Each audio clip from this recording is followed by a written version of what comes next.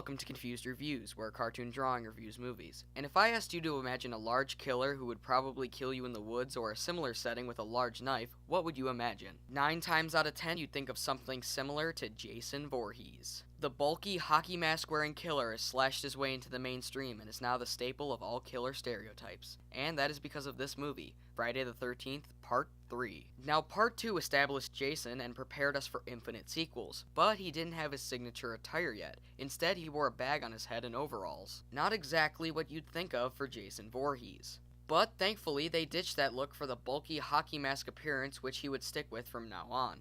Or at least when he's not crawling around as a demon rat, but that's for another episode. But just like the first movie, the sequel was a huge hit at the box office, prompting another sequel. But this time, it had an edge to it. This one was in 3D. Now let me start off by saying I hate 3D, and especially films made with the sole intent to have cheap 3D effects. Because it makes it so that if you watch it at home on a non-3D TV, it just looks cheap and fake, and looks like a gimmick. But for a film like this, it's campy and fun enough so that you still would get a good laugh out of it, and it doesn't stir away from you having a good time. Plus, there's 1 or 2 quote-unquote 3D kills that I really like. Also, for some reason, this was a time in the 80s where third installments in successful horror franchises decided to use this gimmick. For example, films like Jaws 3D and Amityville 3D. But the question is, will this film be good, or will it be as awful as those two? This is Friday the 13th, Part 3. So the film begins like just about every single one of the Friday sequels, a good old recap of the last movie, as well as a painfully obvious reshoot. We then zoom into Pamela Voorhees' head and hear this movie's awesome theme song.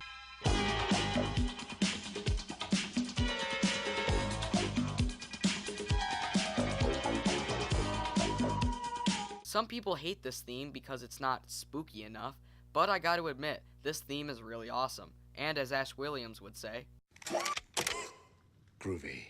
Once we're into sequel territory, we see the first of the 3D effects. In fact, this movie has so much of it, for the hell of it, we're gonna have a counter. We then find out from a news broadcast that this movie takes place the day after the second movie, so technically it's Saturday the 14th. Fun fact, there is a movie called Saturday the 14th, and it's about the worst damn thing ever. Bodies were Man, I wonder whatever happened to Ginny. She's mentioned briefly here, but never again. I mean, at least Alice got a follow-up. We then see our first glimpse of Jason. Wait a minute, didn't he just have Fabio hair? Now he's perfectly bald? From maybe like 6 hours ago? What the hell? Harold is feeding his fish and decides to try some fish food. Weird, you want to try some of your bunny's food next? After that, we see him eat half a donut, get caught, and Edna puts it back in the box. It's subtle, realistic character moments like this that makes me sad when they die. But Edna is still kind of a bitch. Harold then heads to the bathroom, and I bet Pepsi paid the crew to put Coke products near the toilet. He has some well-placed bathroom liquor and hears a noise from outside. If you're lucky, it'll be another thing just to jump scare you in 3D. He gets off the toilet without wiping. Gross, by the way, and is killed by the J-Man. Yes, because I too hold the baseball bat at the worst possible angle. We then get introduced to our new body count, survivors, who are pranked by Shelly. Man, I love Shelly. He's up there with some of my favorite characters in the whole series. He's up there with Tommy Jarvis, Crazy Ralph, and Vic. I like him because he killed someone over at Candy Bar. The 25-year-old teenagers go up to the door to get Vera, and her mom says, "She is not going." Oh, well, guess the movie's over. The gang thinks the van is on fire, but for some reason they somehow forgot that they picked up 2 stoners and are surprised when there's smoke created because of them. They start being followed by a cop, so therefore eat all the pot. It turns out to be a false alarm, but they're gonna get a wicked high. Am I the only one who thinks that this was the inspiration for the scene in Super Troopers? Probably just me. Since Crazy Ralph is dead, they tried to make up for that by having a guy lay in the road and be even more vague and creepy. Plus, he has a severed eyeball for some reason. You know what? I'm adding another 10 because the eyeball looks so fake. Chris arrives at the cabin and is violently assaulted by Rick, followed by kisses. Skip it. In the meantime, we have hay that needs to swing back and forth to be 3D-ified.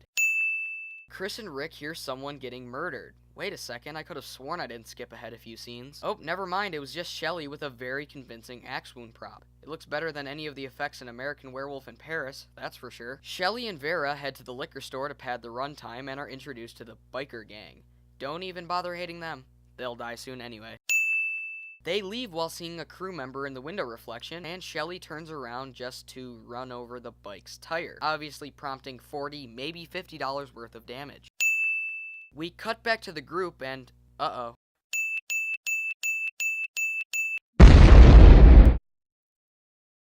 Good job, movie. You just had to have a character use a yo-yo, didn't you? And for that, you broke the counter. We'll restart it at, say, 100? The bikers follow them to the camp and siphons their gas. They must think, if somehow there's a psycho murderer at this campground picking off these teens one by one until there's one left, we'll have to take their gas to ensure she'll have to kill him instead of taking the easy way out. Loco finds Fox's 3D-ified corpse and is pitchforked to death. Ali gets knocked out, not killed. He'll be needed in the finale. And add another 50 to the counter. Shelly gets friend-zoned by Vera, but honestly, who could resist Shelly?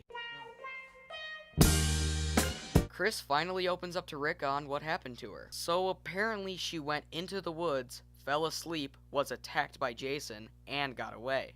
Yes, because if I was a teenager that got attacked at a camp, I too would want to go back there to increase my chances of being attacked again. Makes sense. But I have several questions. When was this? Jason is showed bald in this flashback, but just yesterday, and I assume for years, had long hair. Why did Jason let her get away? He never does that unless it's the final victim and they manage to kill him. And he's efficiently killed people way bigger than her. And most of all, why does Jason have the clothes he supposedly got today? Did he somehow steal Harold's clothes, keep them for months, then return them just so he could wear overalls yesterday, and then steal them back for one day? Because he gets new clothes for the next movie, which takes place tomorrow. Or maybe I'm just overthinking the continuity of a serial killer's clothes. What's that? That, honey, is an automobile, or more commonly known as a car. Vera is attacked by a hockey-masked maniac. No, not Jason. Shelly. I just want you to like me. I do like you. Then why did you friend-zone him, bitch? She drops Shelly's wallet in the water, and Jason has his first ever kill in a hockey mask, shooting Vera in the eye with a harpoon gun. Bet she didn't see that coming. And there goes my quarter into the bad pun jar. Totally worth it. For some fucking reason, Andy likes to walk on his hands, so Jason stabs him with brutal force. You know, I don't feel bad for you, Andy. That talent was pointless and stupid, so Jason punished you for it. Debbie relaxes with a magazine and reads a 25 Years of Godzilla article before noticing Andy's corpse hanging from the ceiling. She did say she was pregnant. That's one way of getting an abortion. You know, this kill is shockingly similar to Kevin Bacon's in the original. Coincidence? I think not! Come on, with this shameless 3D, add another 100. Shelly is found with his throat cut and dies. Rest in peace, man. I thought your pranks were top-notch. Chuck tries to find the fuse box and finds Jason instead. Chili then realizes Shelly is actually dead and leisurely saunters around the cabin to try to find somebody. No, take your time. One of your friends is only dead. No biggie. She then gets stabbed with a fire poker. Seems awfully quiet. Could you say it was dead quiet? Paul goes to investigate and Jason crushes his head until his eyeball comes out. Chris goes around closing doors and windows to pad the runtime. Jason heard Chris was asking about Rick, so he complies. Again, very similar to another scene in the original. Very weird. Chris then drops books on Jason. Jeez, maybe knowledge does hurt. Jason throws a knife at Chris on par with Jason Statham in The Expendables. Chris tries to escape in the van, but even though the car actually started for once, there's no more gas.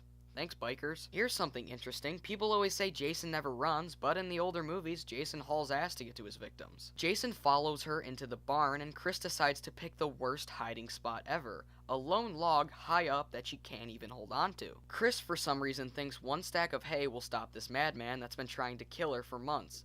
Did she think he has the same weakness as Green Lantern? She hangs Jason and you think it's over. But no, he attempts to get out of the noose and whoa.